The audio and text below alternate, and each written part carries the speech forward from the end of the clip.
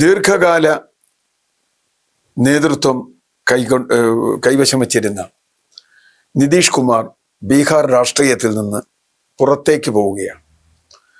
താൻ ജനങ്ങൾക്കൊപ്പം ഉണ്ടാകും എന്നൊക്കെ അദ്ദേഹം പറയുന്നുണ്ടെങ്കിലും ഇന്ന് നോമിനേഷൻ കൊടുക്കുന്ന രാജ്യസഭ തെരഞ്ഞെടുപ്പിൽ അദ്ദേഹം ഉണ്ടാകും. അദ്ദേഹം രാജ്യസഭയിലേക്ക് തിരഞ്ഞെടുക്കപ്പെടും. ബീഹാറിൽ വലിയ ഭൂരിപക്ഷം NDAക്കുണ്ട്.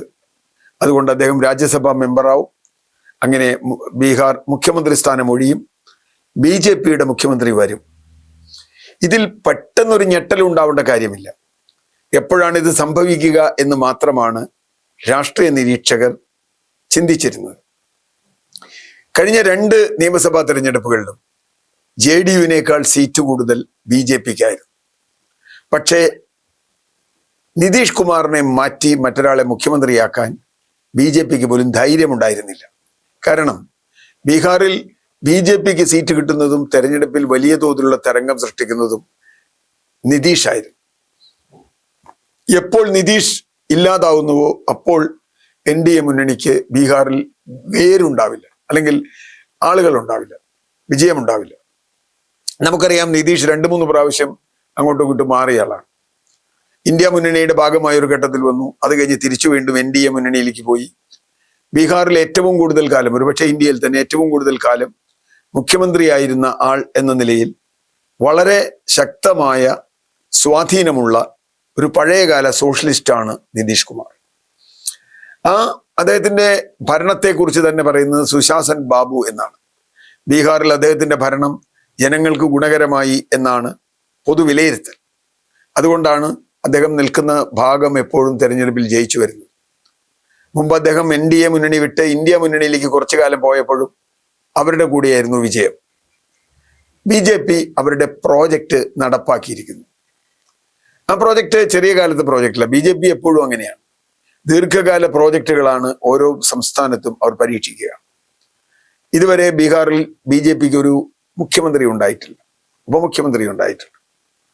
ഇപ്പോൾ നിതീഷ് കുമാർ ഒഴിയുമ്പോൾ ബീഹാറിൽ മുഖ്യമന്ത്രിയായി വരിക BJP നേതാക്കൾ ആരെങ്കിലും ഒരാളായിരിക്കും എന്നാണ്. പല പേരുകൾ കേൾക്കുന്നുണ്ട്. എന്തായാലും ആരാണ് മുഖ്യമന്ത്രി എന്നത് അടുത്ത 1-2 ദിവസത്തിനകം അവിടെ തീരുമാനിക്കപ്പെടും. അങ്ങനെ തീരുമാനിക്കപ്പെടുമ്പോൾ ബീഹാർ രാഷ്ട്രീയത്തിൽ തന്നെ വലിയ മാറ്റങ്ങൾക്ക് അത് വഴിവെക്കുകയാണ്. ഒരു സോഷ്യലിസ്റ്റ് പിന്നോക്ക വിഭാഗത്തിന്റെ നേതാവ് എന്ന നിലയിൽ കർപ്പൂരി താക്കൂർ പോലെയുള്ള നേതാക്കന്മാർ രൂപപ്പെടുത്തിയ അടിത്തറയാണ് നിതീഷ് കുമാറിനുള്ളത്. അടിത്തറ തന്നെയാണ് ലല്ലു പ്രസാദ് യാദവിനും ഒക്കെ ഉള്ളത്. പക്ഷെ കഴിഞ്ഞ തെരഞ്ഞെടുപ്പിൽ അതിൽ പല തർക്കങ്ങളും ഉണ്ട്. തെരഞ്ഞെടുപ്പിൽ ഇത്ര വലിയ വിജയം നേടിയത് അത് ശരിയായ ഒരു തെരഞ്ഞെടുപ്പായിരുന്നില്ല എന്നൊക്കെ വാദിക്കുന്നവരുണ്ട്. അത് അവിടെ നിൽക്കട്ടെ, ആ വാദം നമുക്ക് രണ്ടാമതെടുക്കാം. എന്തായാലും നിതീഷ് കുമാറിന്റെ മുഖച്ഛായ, അല്ലെങ്കിൽ നിതീഷ് കുമാറിനെ മുമ്പിൽ നിർത്തിയാണ് കഴിഞ്ഞ തെരഞ്ഞെടുപ്പിൽ അവർ ജയിച്ചത്. ജയിക്കുമ്പോൾ തന്നെ, തെരഞ്ഞെടുപ്പിൽ തുടങ്ങുമ്പോൾ തന്നെ ഈ തീരുമാനമുണ്ടായിരുന്നു എന്നാണ് അറിയുന്നത്. അതിന് പ്രധാന കാരണമായി പറയുന്നത് നിതീഷ് കുമാറിന്റെ ആരോഗ്യമാണ്. അദ്ദേഹത്തിന് ശരിക്ക് കണ്ണ് കാണാൻ കഴിയുന്നില്ല. അദ്ദേഹത്തിന് പലപ്പോഴും നന്നായി സംസാരിക്കാൻ കഴിയുന്നില്ല. മന്ത്രിസഭാ യോഗങ്ങൾ പോലും അടച്ചിട്ട മുറിയിൽ ആരും അറിയാതെ നടത്തേണ്ടി വരുന്നു. അദ്ദേഹം പത്രക്കാരെ കാണുന്നില്ല. ഈ അടുത്ത കാലത്ത് ഏതോ ഒരു ചടങ്ങിൽ വെച്ച് അദ്ദേഹം ഒരു മുസ്ലിം സഹോദരിയുടെ തട്ടം അല്ലെങ്കിൽ ഹിജാബ് ഊരി എന്നൊക്കെ ഉള്ളൊരു വാർത്ത വന്നിരുന്നു. അത് അദ്ദേഹത്തിന്റെ ആരോഗ്യ പ്രശ്നം കൊണ്ടാണ് എന്നാണ് പറയുന്നത്. എന്തായാലും നിതീഷ് യുഗം ബീഹാറിൽ അവസാനിച്ചിരിക്കുന്നു. പക്ഷെ ഇവിടെ ചോദ്യങ്ങൾ പലത് വരും. BJP ഇപ്പോൾ അവർക്ക് അസംബ്ലിയിൽ നല്ല ഭൂരിപക്ഷമുണ്ട്. ആരെ വേണമെങ്കിലും അവർക്ക് മുഖ്യമന്ത്രിയാക്കാം. നിതീഷ് കുമാറിന്റെ പാർട്ടി പിന്താങ്ങിയേ പറ്റുള്ളൂ. വരുന്ന തെരഞ്ഞെടുപ്പ് സർക്കാരിനെ, ഏത് സർക്കാരായാലും അതിനെ ഞാൻ ശക്തമായി പിന്താങ്ങും. അതിൻ്റെ ഒരു ഗൈഡായി ഞാനുണ്ടാവും. അതിനെ നയിക്കുന്ന ആളുടെ ഉപദേശകനായി ഞാനുണ്ടാവും എന്ന് അദ്ദേഹം പറയുന്നു.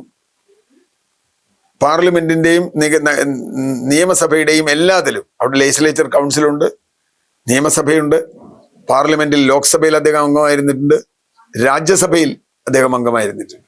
അംഗമാവാൻ വീണ്ടും പോവുകയാണ്. എന്ന് പറഞ്ഞാൽ എല്ലാ സഭകളിലും അംഗമായിരുന്നു JDU നേതാവായി നിതീഷ് കുമാർ എന്ന് നമുക്ക് പറയാം. അത്ര വലിയ പാരമ്പര്യം അദ്ദേഹത്തിനുണ്ട്. പക്ഷേ ഈ തീരുമാനത്തിൽ അവിടുത്തെ JDU അണികൾ തൃപ്തരാണോ എന്നൊരു സംശയം പൊതുവെ ഉണ്ട്.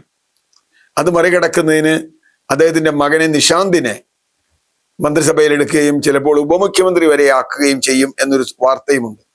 കാരണം JDU-ൽ ഉണ്ടാകുന്ന കലാപം മറികടക്കാൻ, കാരണം JDU-വിനെ സംബന്ധിച്ചിടത്തോളം ഇതുവരെ അവരുടെ നേതാവായിരുന്നു മുഖ്യമന്ത്രി.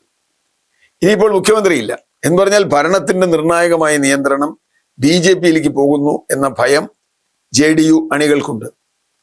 അതെങ്ങനെയൊക്കെ പെരുമാറും? കാരണം നമുക്കറിയാം, പലപ്പോഴും ബീഹാറിൽ BJP-യുടെ ഏകപക്ഷീയമായ ഹിന്ദുത്വത്തിന്റെ അജണ്ട നടപ്പാക്കാൻ കഴിയാതിരുന്നത് JDU കൂടെ ഉള്ളത് കൊണ്ടാണ്.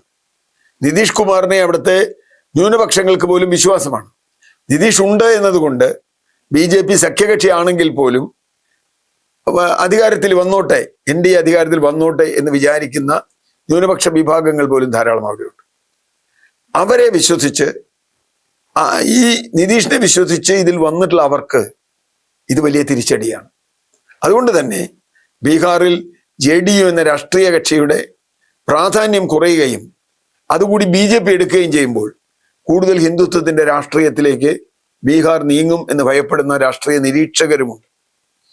ഇതൊരു ഗൂഢാലോചനയാണ് എന്നാണ് അണികൾ ഇന്ന് നിതീഷ് കുമാറിന്റെ വീടിന് മുമ്പിൽ വലിയ തോതിൽ ആളുകൾ തടിച്ചുകൂടിയിട്ടുണ്ട്. അവരെ പല നേതാക്കളും പറയുന്നത് ഒരു ഗൂഢാലോചനയാണ്.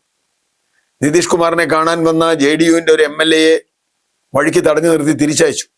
അതൊക്കെ നമ്മൾ വിഷ്വൽ കാണുകയാണ്. എന്ന് പറഞ്ഞാൽ അതിനർത്ഥം JDU-ൽ അസംതൃപ്തി ഉണ്ട് എന്ന് തന്നെയാണ്. മാത്രമല്ല, ഇനി ഒരു തെരഞ്ഞെടുപ്പിനെ നേരിടേണ്ടി വരുമ്പോൾ, തൽക്കാലമില്ല എന്നുള്ളത് കൊണ്ട് കുഴപ്പമില്ല, 3 മാസമായിട്ടുള്ള ഒരു തെരഞ്ഞെടുപ്പ് കഴിഞ്ഞിട്ട് ഇനി 4.5 വർഷം കഴിയണം നിയമസഭാ തെരഞ്ഞെടുപ്പ്. അപ്പൊ അത്രയും കാലം കഴിയണം ലോക്സഭാ തെരഞ്ഞെടുപ്പ്. ഇതിനൊക്കെ കഴിയണം, 2-3 കൊല്ലമൊക്കെ വേണം.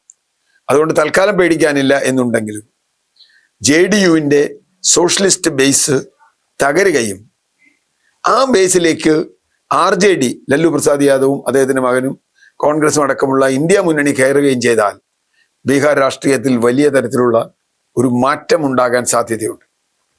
മേ ബി 1-2-3 വർഷം കഴിഞ്ഞിട്ടാണെങ്കിൽ പോലും അത് BJP എന്ന് പറയുന്ന രാഷ്ട്രീയ പാർട്ടി പ്രധാനമായും ഭരണത്തിലെത്തുമ്പോൾ ഉണ്ടാകുന്ന ഭയം, ആ ഭയം തന്നെയാണ് അവിടെ ഉള്ളത്.